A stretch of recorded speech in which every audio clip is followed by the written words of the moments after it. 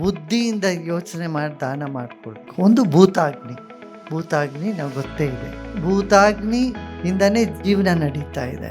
Cells ದಿನ ಹುಟ್ಟುತ್ತಾ ಇರ್ತದೆ, ಎಷ್ಟೋ ಸೆಲ್ ಮತ್ತೆ ಪ್ರತಿದಿನವೂ ಸಾಯ್ತಾ ಇರ್ತವೆ. ಹೆಚ್ಚು ಮಳೆ ಬಂತು ಅಂತಂದ್ರೆ ಎಲ್ಲ ಕೊಚ್ಕೊಂಡು ಹೋಗ್ತದೆ. ಗುರುದೇವ, ಕನಕದಾಸರು ಬರೆದಿದ್ದಾರೆ, ಹೊನ್ನಿದ್ದು ಅನ್ನದಾನ ಮಾಡದವನೇ ದ್ರೋಹಿ. ನಮಗೆ ಹೇಗೆ ಗೊತ್ತಾಗಬೇಕು ನಾವು ದಾನ ಮಾಡುತ್ತಿರುವುದು ಸಾಕೋ, ಅದು ಸದ್ವಿನಿಯೋಗ ಆಗುತ್ತದೆ ಇಲ್ವೋ ಅಂತ? ನೋಡಿ,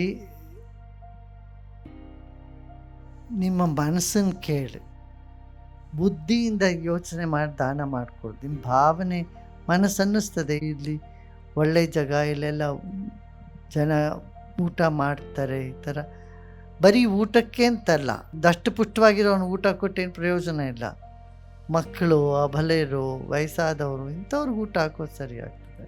ಭಿಕ್ಷೆ ಬೇಡೋರು ನೋಡಿ ಭಿಕ್ಷೆ ಹಾಕಬೇಕು. ನಿಜವಾಗ್ಲೂ ಅವ್ರಿಗೆ ಭಿಕ್ಷೆ ಬೇಕಾಗದು, ಭಿಕ್ಷೆ ಯೋಗ್ಯರ ಅಂತ. ಇಲ್ಲೇ ಸುಮ್ಮನೆ ಬಟ್ಟೆ ಬದಲಾಯಿಸ್ಕೊಂಡ್ಬಿಟ್ಟು ಕಾವಿ ವೇಷ ಹಾಕ್ಕೊಂಡ್ಬಿಟ್ಟು ದಷ್ಟಪುಷ್ಟವಾಗಿರೋನು ಕೂತ್ಕೊಂಡಲ್ಲಿ ಭಿಕ್ಷೆ ಮಾಡ್ತಿದ್ರೆ ನೀವು ಹೋಗಿ ಅವ್ರಿಗೆ ಭಿಕ್ಷೆ ಕೊಡೋದು ಉಚಿತವಲ್ಲ ಅಲ್ಲ? ಗುರುದೇವ, ನಮ್ಮಲ್ಲಿರುವ 5 ಅಗ್ನಿಯ ಬಗ್ಗೆ ದಯವಿಟ್ಟು ತಿಳಿಸಿ. ನೋಡಿ, ಒಂದು ಜಠರಾಗ್ನಿ, ಯಾವುದರಿಂದ ನಿಮ್ಮ ಊಟ ಜೀರ್ಣವಾಗ್ತದೆ, ಅದು ಜಠರಾಗ್ನಿ ಅಂತ. ಇನ್ನೊಂದು ಕ್ರೋಧದ ಅಗ್ನಿ ಗೊತ್ತೇ ಇದೆ, ಕೋಪ ಬಂದರೆ ಹಾಗೆ ಬರ್ತದೆ. ಮತ್ತೊಂದು ಕಾಮಾಗ್ನಿ, ವಾಸನೆಗಳು, ಇಚ್ಛೆಗಳು, ಕಾಮನೆಗಳು, ಅದು ಕಾಮಾಗ್ನಿ. ಆಮೇಲೆ ವೈಶ್ವಾನರಾಗ್ನಿ, ಅದಕ್ಕೆ ಜಠರಾಗ್ನಿ ಅಂತೀವಿ, ಊಟವನ್ನು ಜೀರ್ಣ ಮಾಡ್ತಕ್ಕಂಥದ್ದು. ಜ್ಞಾನಾಗ್ನಿ, ಜ್ಞಾನ ಇದ್ದಾಗ ಮಿಕ್ಕಿದ್ದೆಲ್ಲ ಅಜ್ಞಾನ ಭಸ್ಮವಾಗ್ತದೆ. ಜ್ಞಾನಾಗ್ನಿ ಇರಬೇಕು. ಒಂದು ಭೂತಾಗ್ನಿ ನಾವು ಗೊತ್ತೇ ಇದೆ.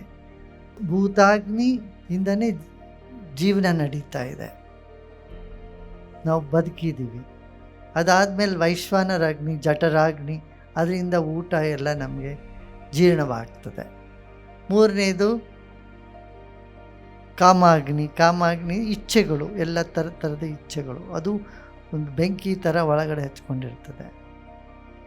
ಅದು ನಮ್ಮಲ್ಲಿ ಹೇಳ್ತದೆ, ತುಂಬ ಇಚ್ಛೆ ಬಂದರೆ ಹೊಟ್ಟೆ ಕಿಚ್ಚು ಅಂತಾರೆ, ಅದು ಕಾಮಾಗ್ನಿ. ಅದಾದಮೇಲೆ ಆಯಿತು ಕೋಪವು ಒಂದು ಅಗ್ನಿ, ಅದು ತಲೆ ಬಿಸಿ ಆಗ್ತದೆ ಅವಾಗ.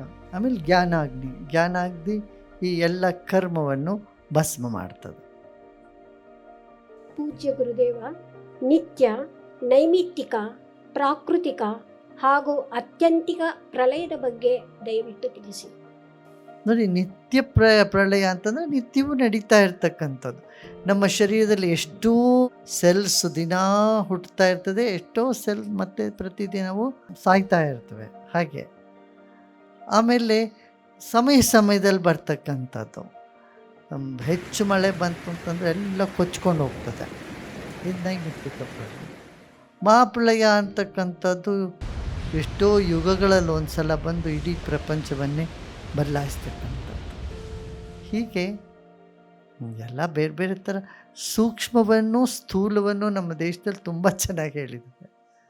ಸೂಕ್ಷ್ಮದಲ್ಲಿ ಹೇಳಿದರೆ ಎಷ್ಟು ಸೆಕೆಂಡ್ಗಿಂತನೂ ಸೂಕ್ಷ್ಮವಾಗಿರ್ತಕ್ಕಂಥದ್ದು, ಮತ್ತು ಯುಗಗಳಿಗಂತೂ ದೊಡ್ಡದಾಗಿರ್ತಕ್ಕಂಥದ್ದು, ಎರಡನ್ನೂ ಹೇಳಿದಾರೋ ಇಲ್ಲೋ. ಚತುರ್ಯುಗ, ಆ ಯುಗಗಳೆಲ್ಲ ಸೇರಿ ಎಷ್ಟೋ ಯುಗಗಳು ಸೇರಿ ಒಂದು ಕಲ್ಪ ಆಗ್ತವೆ, ಎಷ್ಟೋ ಕಲ್ಪಗಳು ಸೇರಿ ಮನ್ವಂತರ ಆಗುತ್ತೆ.